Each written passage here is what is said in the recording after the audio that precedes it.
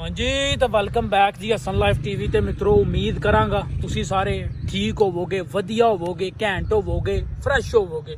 सारे वीरां भरावां नूं ईद दा दूजा दिन मुबारक होवे। ईद दा दूजा दिन मोस्टली ससुराल डे भी आखिया जांदा वे, जिहड़ा कि असी ईद एक दिन पहलां ही मना चुके हैं।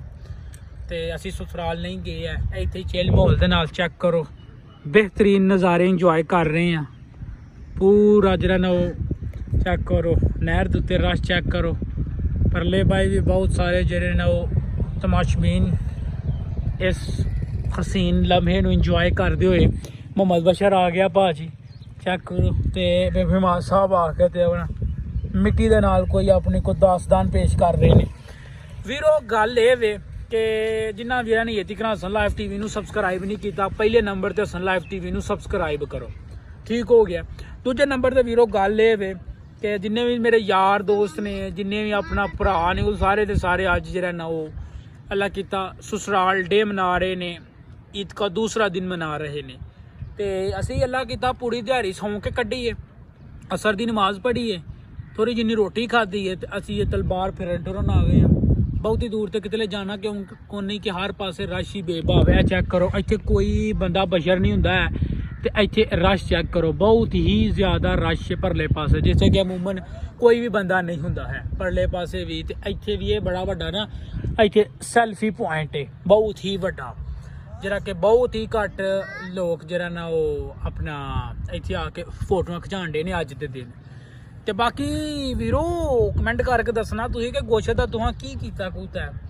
असीं ते ਉਹਦਾ गोश्त वंड छड़िया वे, घट ही रखिया वे।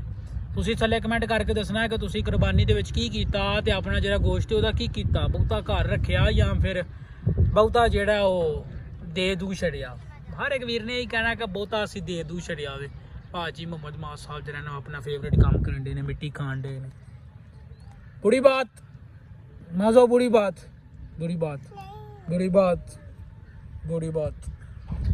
लो जी वीरो, गड्डी साडी ठीक हो गई है। गड्डी साडे ते अल्लाह किता जिन्हां ना कोई 2000 रुपया लग गया वे, तो गड्डी साडी जिहड़ी फुल ओके ते ओके दी आवाज़ करान डई है। तो काम ही आ गया वे। तो मोहम्मद मास साहब कितने पढ़ा ना जा पैन, इसलिए मोहम्मद मास साहब असीं रखने इत्थे।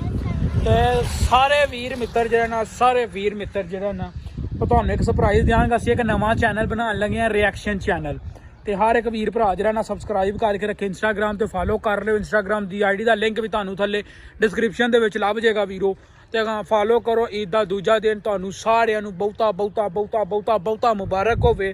तो अल्लाह किदा हुण व्लॉग जिहड़ा ना डेली इंशाल्लाह डेली व्लॉग होन करनगे, डेली शॉर्ट व्लॉग, छोटियां वीडियो सिनेमैटिक शॉर्ट्स दे नाल इंशाल्लाह होन करनगियां। सारे वीर भरा जिहड़ा ना सबसक्राइब कर लेना हसन लाइफ टीवी नूं, इंस्टाग्राम ते फॉलो कर लो, फेसबुक ते फॉलो कर लो। मिलने मित्रों तुहानूं इंशाल्लाह नेक्स्ट व्लॉग ते।